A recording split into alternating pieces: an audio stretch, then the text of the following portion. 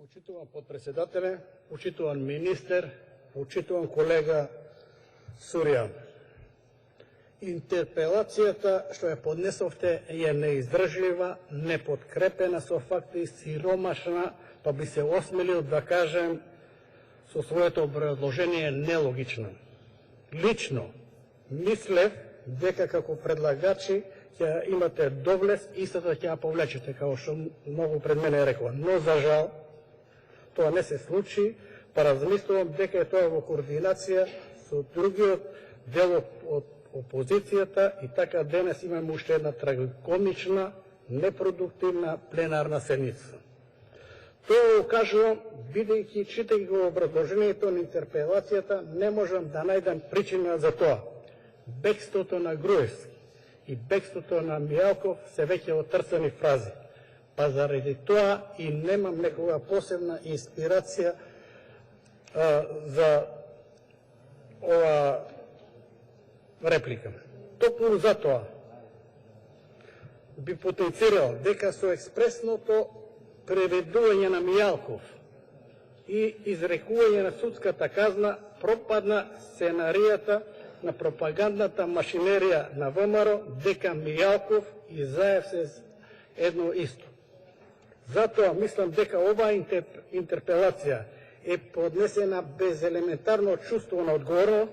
Се прашувам во кој свет вие живеете и за кој министер зборувате. Немате, господа, ама баш никакви факти за сето тоа што го напаѓате министерот Спасовски. Да бараш интерпелација за министер кој дојде на чело на едно тотално партизирано, вамароизирано, криминализирано министерство кое беше заштитник на криминалот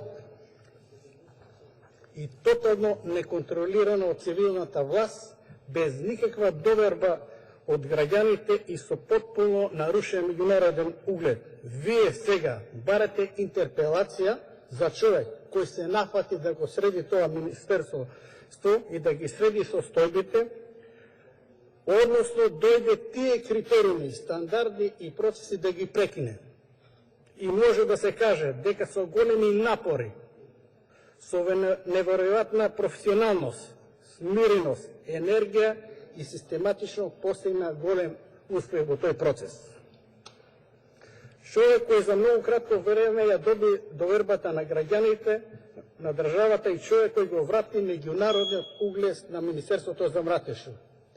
Но вие од само вам познати причини и цели се обидувате со контрапродуктивни, манипулативни тези да го скомпрометирате ликот на најуспешниот министер за внатрешни работи во Македонија.